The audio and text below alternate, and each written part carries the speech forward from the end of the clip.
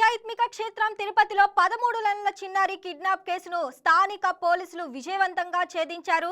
CC footage, cell phone data ఆధారంగా కిడ్నాపర్లు గుర్తించి పాప ఆచూకుని తమిళనాడు రాష్ట్రం వెల్లూరులో కనుగొన్నారు.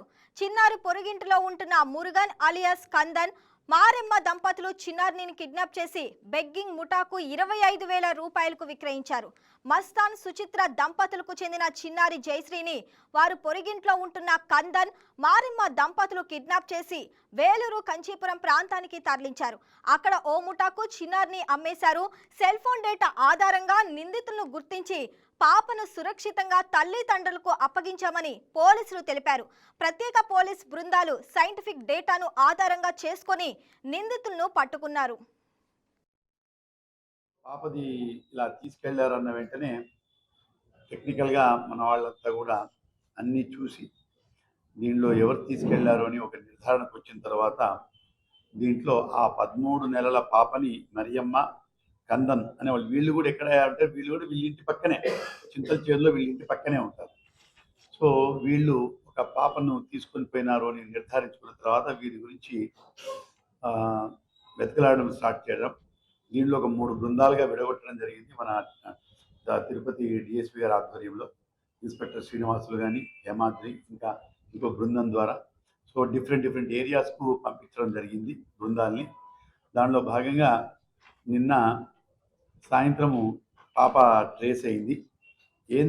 ఏంటంటే ఈ మరియమ్మ, కందన్ వాళ్ళు తీసుకొని నిన్న సాయంత్రం 6 గంటలకు వేలూరులో విడదంపట్టు ఏరియాలో ఈ పాప ట్రేస్ అయింది. ఈ పాప యొక్క ఎవరైతే తీసుకెళ్లారో వాళ్ళను అరెస్ట్ చేయడం జరిగింది. అదేవిధంగా వీళ్ళు ఏం చేస్తారంటే వీళ్ళిద్దరే కాకుండా ఈ పాపని మిగతా గ్యాంగ్ కమ్మారు. ఒక 25,000 రూపాయలకు ఈ పాపను అమ్మడం జరిగింది. సో ఇదంతా ఏంటంటే ఈ బెగ్గింగ్ బ్యాచ్, ఇది అంటే చిన్నపిల్లలను తీసుకెళ్ళడం, బెగ్గింగ్ చేయించడం, దానివల్ల వచ్చిన ఆదాయంతో బ్రతకడం అనేటువంటిది మిగతా వాళ్ళ వృత్తి. సో వీళ్ళు అలా పాపను తీసుకెళ్ళి ఇంకొకరికి అమ్మడం వల్ల వాళ్ళను ట్రేస్ చేసి పాపను వీళ్ళందరి దగ్గర తీసుకొని తల్లికి, మీరు చూసారు, తల్లికి అప్పగించడం జరిగింది.